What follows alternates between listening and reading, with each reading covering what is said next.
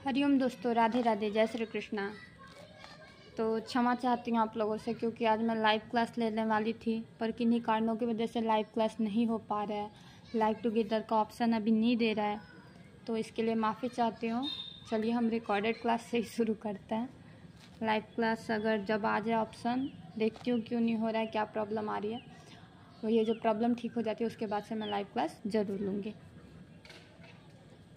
तो आज हम क्लास सेवन्थ ही चल रहा है, तो क्लास 7th का हम 9वां पाठ यानी कि 9th लेसन पढ़ने वाला है, जिसका नाम है सुभाषितानी। सुभाषितानी का अर्थ होता है अच्छी बातें। षष्ठी विभक्ति के प्रयोग, इसमें षष्ठी विभक्ति का प्रयोग किया गया। तो चलिए पाठ को शुरू करने से पहले यहाँ पे कुछ सारांश दिए हुए हिंदी में, इनको जान लेते हैं कि पाठ में क्या बताने का प्रयास किया गया, इस पाठ को देने का क्या उद्देश्य है। हमारे जीवन में स्मरण करने योग्य सुंदर उक्तियों का बहुत उपयोग होता है। हमारे जीवन में याद रखने के लिए सुंदर सुंदर बातों का बहुत ज़्यादा महत्व होता है, सुंदर उक्तियों का बहुत महत्व होता है। अपने वार्तालाप में किसी बात पर बल देने के लिए तथा भाषणों में उद्धरण के लिए इन्हीं उक्तियों का प्रयोग होता है। अगर हम चाहते हैं कि अपने वाक्य को हम जोरदार करें या फिर अपने वाक्य पे बल दे के बोलें, चाहे हमारे बातों से लोग अट्रैक्टिव हो, तो इसके लिए हम इन सब शब्दों का प्रयोग करते हैं, इन वाक्यों का प्रयोग करते हैं। इन्हें सुभाषित भी कहा जाता है। इन्हें क्या कहा जाता है? सुभाषित भी कहा जाता है। संस्कृत भाषा में कई ग्रंथ हैं जहाँ ये सुंदर उक्तियाँ मिलती हैं। हमारे संस्कृत भाषा में ऐसे बहुत सारे ग्रंथ की रचना की गई है जिसमें ये सुंदर सुंदर उक्तियाँ मिलती है, जिन्हें सुभाषित भी कहा जाता है। और इसी वजह से मैंने अपने चैनल का नाम रखा है संस्कृत सुभाषितानी, यानी कि अच्छी उक्तियाँ। समझ में आया? संस्कृत की अच्छी उक्तियाँ। संस्कृत के प्राचीन कथा ग्रंथ पंचतंत्र से लिए गए इस पाठ के श्लोकों में जीवन को दिशा निर्देश देने वाली बातें कही गई हैं। इन्हें श्लोक को कंठाग्र करके जीवन का परिमार्जन हो सकता है। इसमें हमारे जीवन को जीने के दिशा निर्देश में बहुत सारी बातें कही गई है। इन अगर सुभाषित श्लोकों को हम याद कर ले, कंठस्थ कर ले, तो हम अपने वाक्य को परिमार्जित एवं शुद्ध बना सकते हैं। चलिए शुरू करते हैं। पहला हमारा श्लोक है, विदत्वं च नृपत्वं च नैव तुल्यं कदाचन स्वदेशे पूज्यते राजा विद्वान सर्वत्र पूज्यते। यानी कि विदत्वं च नृपत्वं च, विदत्वम यानी विद्वान, नृपत्वम यानी राजा। विद्वान और राजा की तुलना कभी नहीं की जा सकती। क्यों नहीं की जा सकती विद्वान और राजा की तुलना? क्योंकि विद्वान व्यक्ति जो होता है वो सभी जगह पूजा जाता है, और राजा जो होते हैं वो केवल अपने देश, अपने राज्य में ही पूजे जाते हैं। इसीलिए विद्वान और राजा की तुलना कभी भी समान नहीं हो सकती है। विदत्वं च नृपत्वं च नैव तुल्यं कदाचन स्वदेशे पूज्यते राजा विद्वान सर्वत्र पूज्यते। क्योंकि राजा जो होते हैं वो केवल अपने देश में ही पूजा जाता है, लेकिन विद्वान व्यक्ति की पूजा सभी जगह होती है। ठीक है, आगे बढ़ते हैं। उपदेशे ही मूर्खाणाम परोपकायन शांते पयःपानं भुजंगानां केवलम विषवर्धनम। उपदेश यानी कि मूर्ख व्यक्ति को अगर हम उपदेश देंगे, मूर्ख व्यक्ति को दिया गया उपदेश उसको और ज़्यादा विचलित कर देता है, उससे वो शांत नहीं होता है। अगर मूर्ख व्यक्ति को हम उपदेश दें और सोचे कि ये इसका जो मूर्खता है वो ख़त्म हो जाएगा, तो वो ख़त्म होने वाला नहीं है, बल्कि और अधिक बढ़ जाता है। पयःपानं भुजंगानां केवलम विषवर्धनम। कैसे बढ़ जाता है? जैसे सांप को दूध पिलाने से उसका विष कम नहीं होता बल्कि और अधिक बढ़ता है, वैसे ही मूर्ख व्यक्ति को उपदेश देने से उसकी मूर्खता कम नहीं होती है। आइए यहाँ पे तीसरे श्लोक पे आते हैं। कोटि भारा समर्थानां किम दूरम व्यवसायिनां को विदेशा सुविधानां कह परः प्रियवादिनां।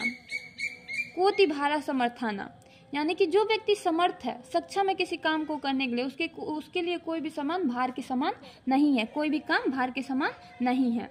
समर्थी व्यक्ति के लिए भार कुछ भी नहीं है। दूरम व्यवसायिनां, और व्यवसायी व्यक्ति को यानी जो व्यवसाय करना है, बिजनेस करता है, उसके लिए दूर कोई बड़ी बात नहीं है। वो कहीं भी जाके अपना बिजनेस शुरू कर सकता है। को विदेश सुविधा नाम का पर प्रियवादिनम, जो पढ़ने वाले व्यक्ति हैं उनके लिए किसी प्रकार की सुविधा महत्वपूर्ण नहीं रखती है, वो कहीं भी रह के पढ़ सकते हैं। कह पर अप्रियवादिना, और प्रिय बोलने वाले व्यक्ति के लिए किसी प्रकार की कोई सुविधा की जरूरत नहीं है। फोर्थ पे आते हैं, केवलम व्यसन सुक्तम भेषजम नय पीड़ित ही तस्योधरे तस्योच्छेदम समारंभे विषाद परिवर्जनम। यानी कि जो पंडित जन होते हैं उनके द्वारा कही गई नीति बातें, वो अपने किसी भी, आपको मान लीजिए जैसे कोई भी बुरी लत लगी हुई है, तो उस बुरी लत को छुड़ाने के लिए अगर आप किसी पंडित या किसी साधु से उसका उपाय पूछेंगे तो उसका एक ही उपाय बताएंगे कि उसको त्याग दीजिए। अपने नीति श्लोकों द्वारा एक ही उपाय बताते हैं कि उसका त्याग कर दीजिए। यानी कि आपको किसी प्रकार की बुरी लत है, केवलम व्यसनम सूक्तम भेषजम नय पंडितः, तो पंडित के नीति श्लोकों द्वारा बस यही बताया गया कि उस चीज़ को आप त्याग दीजिए, उसका त्याग कर दीजिए।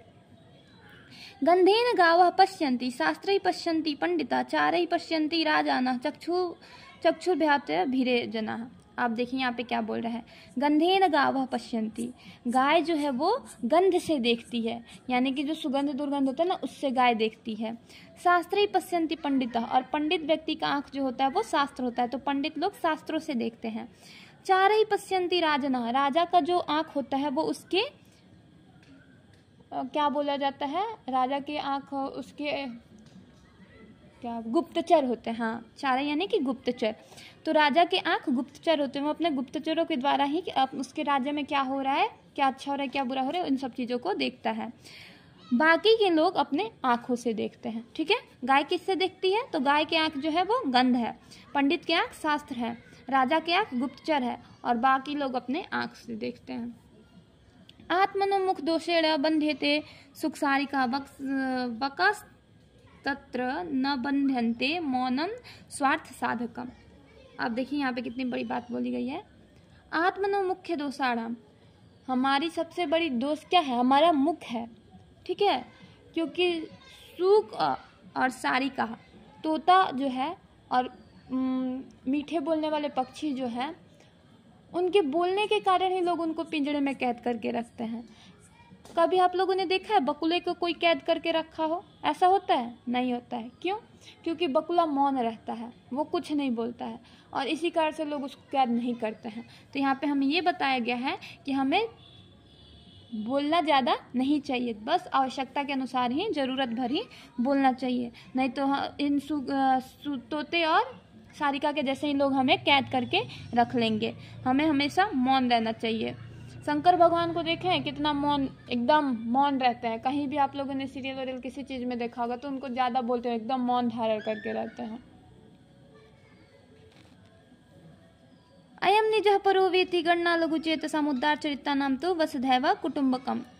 ये कल के मैंने पाठ में ये पढ़ाया था, वसुधैव कुटुंबकम वाले में ये आया हुआ था श्लोक। देखिए फिर से यहाँ पे है, अयम निजः परो वेति, यानी कि जो बोलता है ये मेरा है, ये उसका है, वो उसका है, ये इसका है, ऐसे करने वाले व्यक्ति जो होते हैं वो निम्न सोच वाले होते हैं, छोटे सोच वाले होते हैं।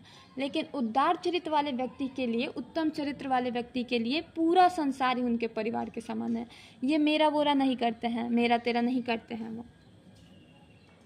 कलहंतानि हम्यादि कुवाक्यांतम च सौहार्दम कुराजंती राष्ट्रारी कुमार्त्य यशो नृणाम। कलह से क्या होता है, कलह करने से, झगड़ा करने से घर खराब होता है। ठीक है ना, अगर झगड़ा करेंगे, कलह लगाते रहेंगे, क्लेश करते रहेंगे तो इससे क्या होगा, हमारा घर जो है वो खराब हो जाएगा। कुवाक्यानम च सौहृदम, और बुरी बातें बोलने से, कुवाक्य बोलने से मित्रता खत्म हो जाती है। कुराजंती राष्ट्राणी, और कुराजनीति करने से, बुरी राजनीति से राष्ट्र खराब हो जाता है। कुकर्मणांत यशो नृणाम, और कुकर्म करने से हमारी यश खत्म हो जाती है। तो आई होप आप लोगों को चैप्टर समझ में आया होगा। नहीं समझ में आए तो कमेंट करके पूछ सकते हैं, मैं अगली वीडियो में फिर इसको एक्सप्लेन कर दूंगी। चलिए देखते हैं क्वेश्चन आंसर। यहाँ पे शब्दार्थ दिया जिसको मैं डेली बोलती हूँ, तो आप लोगों को शब्दार्थ का क्या करना है, सेल्फ स्टडी करना है। अब मौखिक प्रश्न दिया हुआ है, आइए मौखिक देखते हैं। उदाहरणानुसार भावबोधकम पद्यांशम वदत, उदाहरण के अनुसार भावबोधक पदों को बोलना है। उद्धार चरित्राणाम तु वसुधैव कुटुंबकम, गवार सलाह से कुपित हो जाता है। क्या बोल रहे हैं, एक सेकेंड। ऊंचे विचार वालों के लिए संसार ही परिवार है।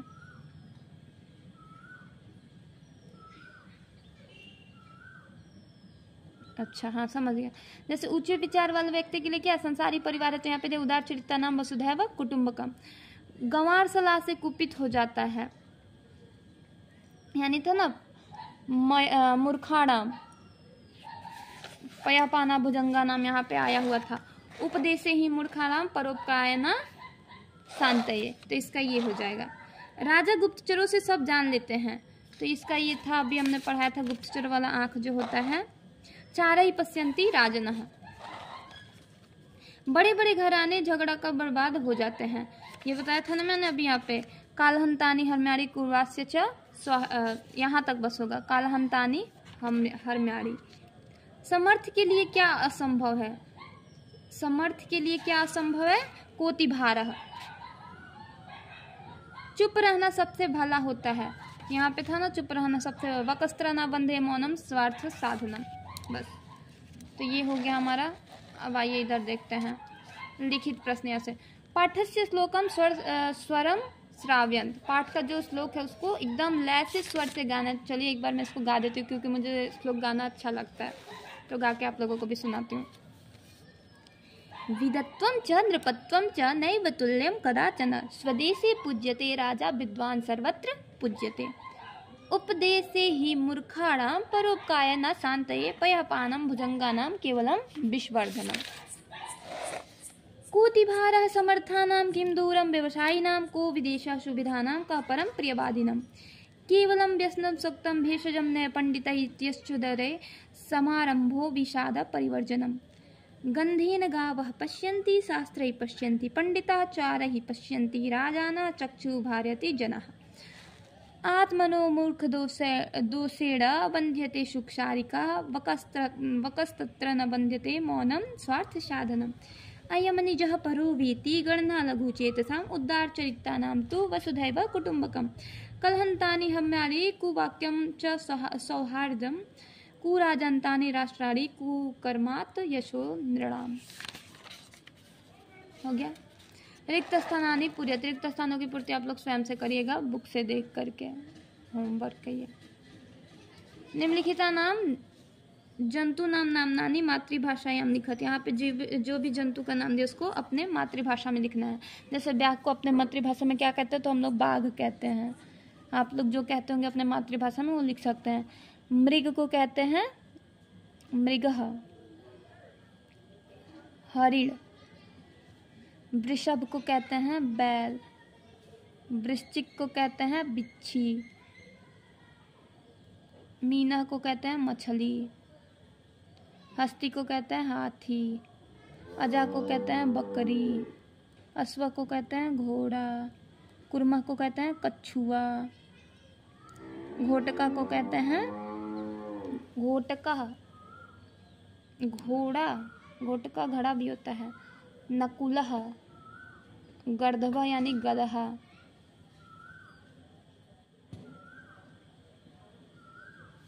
नकुलः और घोटकः, इसको आप लोग स्वयं से कर दीजिएगा देख के, अभी याद नहीं आ रहा मुझे। समुचित विभक्ति प्रयोगेण रिक्त स्थाने पूर्यत, समुचित विभक्ति का प्रयोग करके रिक्त स्थानों को भरना। जैसे सह मुखेन खादती, वह मुख से खाती है, वैसे यहाँ पे गंगा निर्गछति, गंगा हिमालयात, हिमालयात होगा, हिमालयात निर्गछति पंचमी विभक्ति। भारतस्य राजधानी दिल्ली अस्ति, भारत की राजधानी दिल्ली है, तो भारतस्य हो जाएगा षष्ठी विभक्ति। वृक्षात् पतन्ति, वृक्षात् पत्राणि पतन्ति, तृतीया विभक्ति। वयं नेत्रे नेत्रशे, वयं नेत्रे, नेत्रान करिए इसको, वयं नेत्रान पश्यामः। ताः विद्यालयं गच्छन्ति, विद्यालयम, हो गया। उदाहरण से रिक्त स्थानों की पूर्ति करने, इसको आप लोग खुद से कर लीजिएगा। रिक्त स्थानों की पूर्ति जैसे मूर्खाराम दिया तो ये अकारांत है, पुल्लिंग है, बहुवचन है, षष्ठी है। वैसे ही बालकेन दिया है, ठीक है ना, बालकेन तृतीया, जैसे बालक बालको बालका बालकम बालको बालकन, बालकेन तृतीया विभक्ति होगा, अकारांत है, पुल्लिंग है, तृतीया है और वचन एक वचन है। ऐसे ही सुभाषितानी करना है।